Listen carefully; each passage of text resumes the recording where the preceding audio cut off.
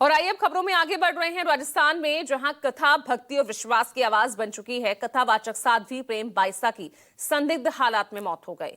आश्रम में उनका शरीर बेसुध अवस्था में मिला। उनकी मौत कैसे हुई, इसको लेकर सवाल उठ रहे हैं। क्या साध्वी प्रेम बाइसा ने सुसाइड किया या फिर मौत के पीछे कोई साजिश है? क्योंकि साध्वी की मौत के बाद यह सिलसिला आश्रम, इंजेक्शन और मौत के बाद की गई पोस्ट और एक विवादित वायरल वीडियो के बीच घूम रहा है। क्या है ये पूरा मामला, इस रिपोर्ट से समझिए।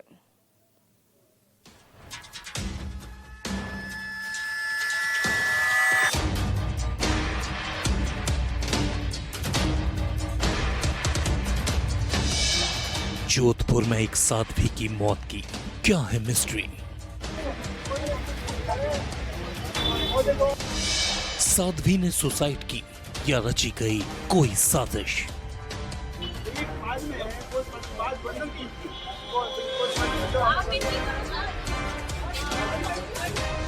आखिर क्यों उठा पुराने ब्लैकमेलिंग केस का मुद्दा?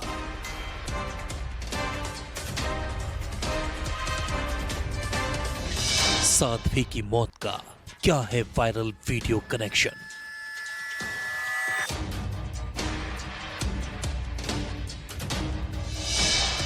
आखिर मौत के बाद साध्वी न्याय क्यों मांग रही हैं?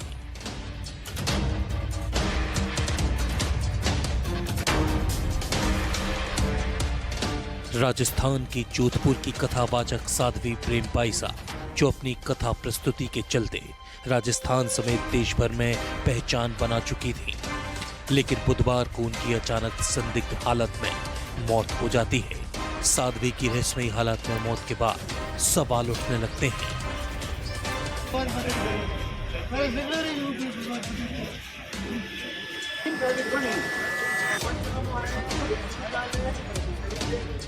पुलिस के मुताबिक साध्वी की तबीयत पिछले 2 दिन से नासाज थी, जिसके बाद बुधवार को उन्हें किसी ने एक इंजेक्शन लगवाया था। इंजेक्शन लगने के तुरंत बाद प्रेम बाइसा की तबीयत बिगड़ जाती है।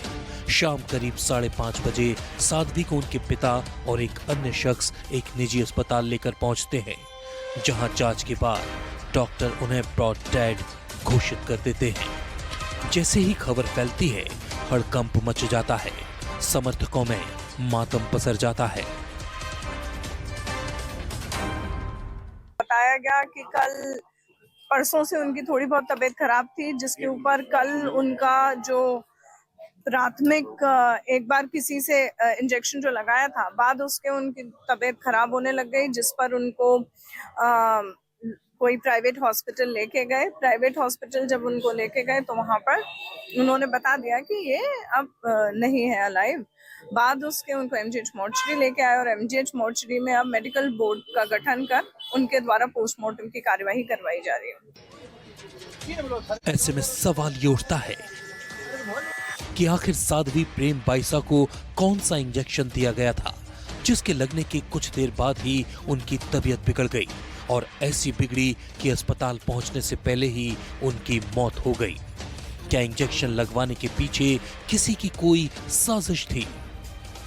खैर, ये जांच का विषय है जो जोधपुर पुलिस कर रही है, लेकिन साध्वी प्रेम बाइसा की संदिग्ध मौत के करीब 4 घंटे बाद रात 9:30 बजे उनके इंस्टाग्राम अकाउंट से एक भावुक पोस्ट साझा की जाती है, जिसमें वो खुद के लिए जीते जी नहीं तो जाने के बाद न्याय की बात लिखती हैं। साध्वी प्रेम बाइसा ने अपनी पोस्ट में क्या लिखा, पहले आप वो देख लीजिए। पूज्य संतों को प्रणाम। मैंने हर क्षण सनातन प्रचार के लिए जिया। दुनिया में सनातन धर्म से बड़ा कोई धर्म नहीं है। आज अंतिम श्वास तक मेरे दिल में सनातन ही है।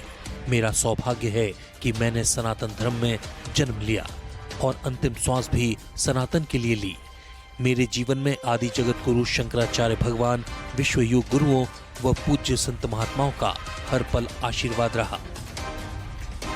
मैंने आदि गुरु शंकराचार्य और देश के कई महान संत महात्माओं को लिखित पत्र लिखा, अग्नि परीक्षा के लिए निवेदन किया, लेकिन प्रकृति को क्या मंजूर था। मैं इस दुनिया से हमेशा के लिए अलविदा। लेकिन ईश्वर और पूज्य संत महात्माओं पर पूर्ण भरोसा है।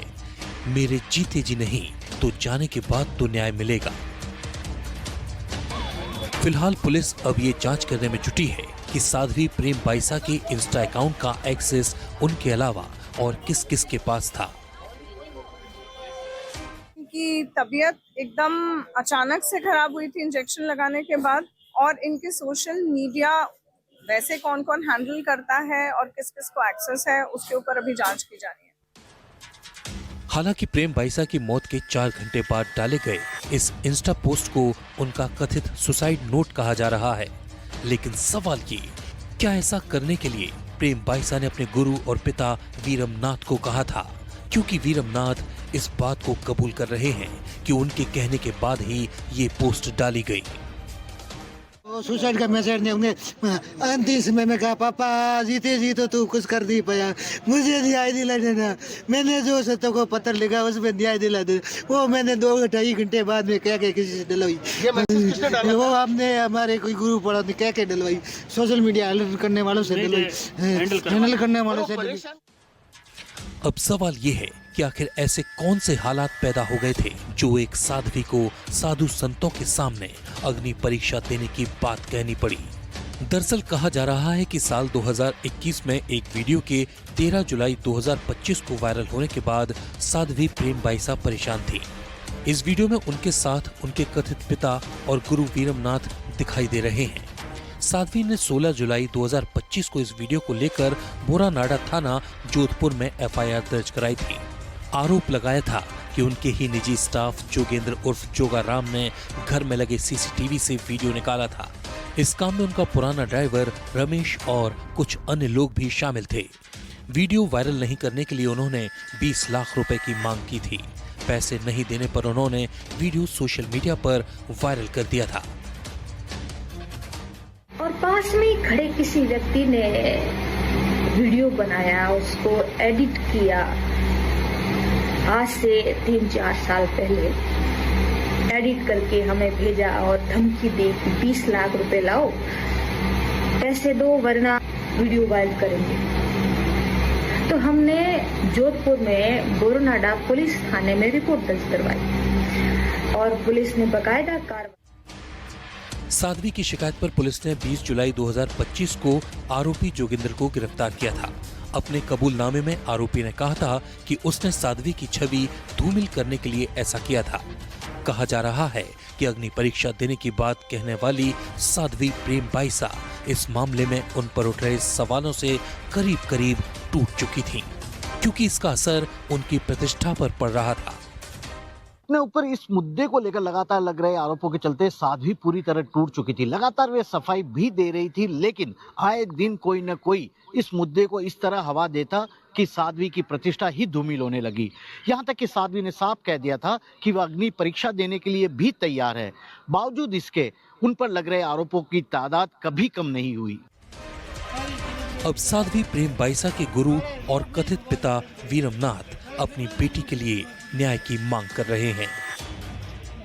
मैं न्याय से उनको अब तो न्याय मिल जाए भगवान, ये पूछिए सतो अब तो न्याय मिल जाए, अरे पूछिए सतो अब तो न्याय मिला दो, अरे भगवान मीडिया देश की जनता अब तो न्याय दिला दो।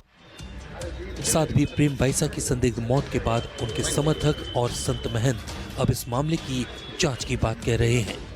दूसरी तरफ इस मामले को लेकर राजस्थान सरकार भी संजीदा नजर आ रही है। राजस्थान के गृह राज्य मंत्री ने जांच के आदेश दे दिए हैं। कोई भी घटना किसी प्रकार की होती है तो हम तात्कालिक रूप से उसके सभी पहलुओं पर जांच के आदेश निर्देश देते हैं। माननीय मुख्यमंत्री जी ने प्रदेश में कानून व्यवस्था सुदृढ़ रहे और कोई भी घटना होती है तो उस पर तुरंत संज्ञान लेकर के कार्रवाई हो, इसके लिए निर्देश पहले से ही जारी कर रखे हैं। तो हमने निर्देश दे दिए अधिकारियों को, जो भी तथ्य सामने आएंगे हम निश्चित रूप से आपसे बात करेंगे। बिल्कुल बिल्कुल, देखिए अगर ऐसा किसी ने अगर सवाल खड़ा किया है तो उसकी जांच होनी ही चाहिए कि मृत्यु का क्या कारण रहा है। कि मुझे तो अब तक यही पता था कि अस्पताल में मृत्यु हो गई, हो सकता है बीमारी से मृत्यु हो गई। अगर किसी और कारण से उनका डेथ बताया जा रहा है तो उसकी जांच होनी चाहिए और पता होना चाहिए।